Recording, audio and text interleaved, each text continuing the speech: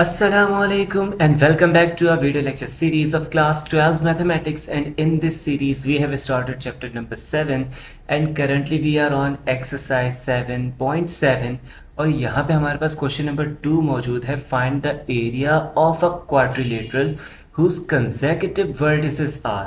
हमें यहाँ पे 4 वर्टिसेस जो हैं क्वाड्रिलेटरल की वो गिवन हैं और हमें एरिया इसका फाइंड आउट करना है. तो स्टूडेंट्स पहले मैं साइड पे इसका फॉर्मूला मेंशन कर देता हूँ, ठीक है, ताकि हम उसी फॉर्मूला को यहाँ पे अप्लाई करते रहें.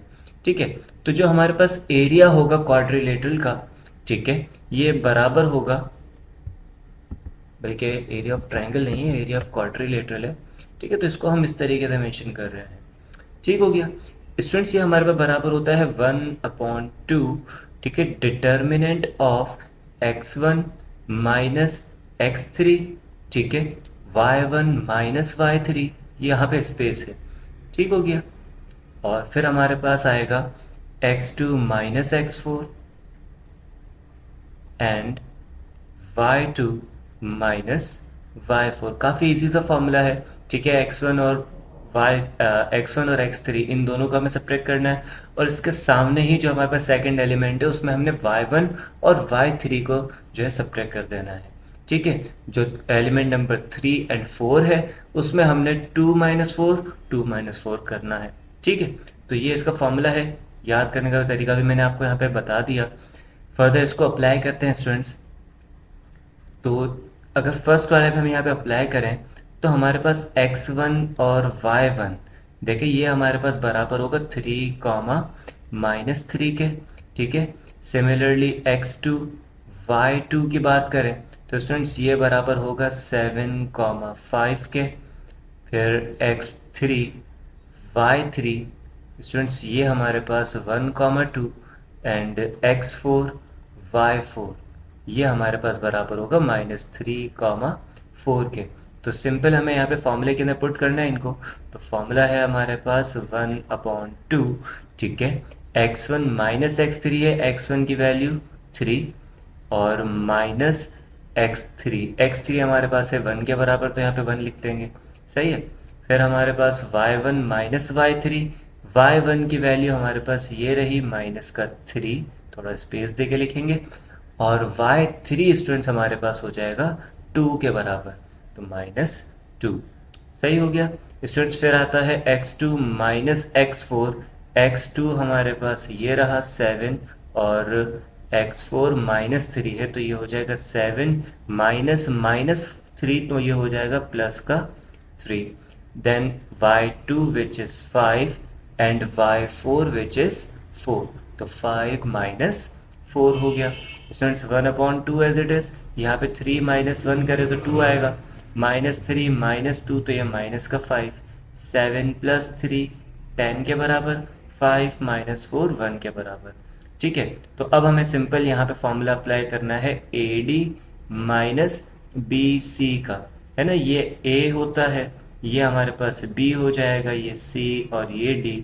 तो ये फॉर्मूला हम यहाँ पे अप्लाई करेंगे. थोड़ा मैं स्पेस नीचे क्रिएट कर लूँ. ठीक है, तो भाई यहाँ पे आएगा हमारे पास 1/2 A इंटू डी, मतलब 2 × 1, देन माइनस और -5 × 10, तो -5 × 10. तो दिस विल बिकम 1/2. यहाँ पे आ जाएगा 2 × 1 = 2, माइनस माइनस प्लस, 5 × 10 = 50. ठीक है, तो 50 + 2, तो स्टूडेंट्स ये होगा हमारे पास 52 के बराबर, और ये 52/2, मतलब आंसर हमारे पास आ रहा है 26 स्क्वायर यूनिट्स. ठीक है, ये चीज़ हमने लास्ट टाइम भी क्वेश्चन नंबर 1 में डिस्कस की थी कि हमें यहाँ पे यूनिट जो है वो मेंशन करना लाजमी है. सही हो गया. तो ये इसका पार्ट 1 था, काफ़ी इजी था. अब इसी तरीके से हम इसका सेकंड पार्ट भी देख लेते हैं. ठीक है, अब सेकंड पार्ट में मैं ये x1 y1 वगैरह नहीं लिखूंगा, डायरेक्टली मैं इसे पुट कर रहा हूँ. तो देखते रहिएगा यहाँ पर.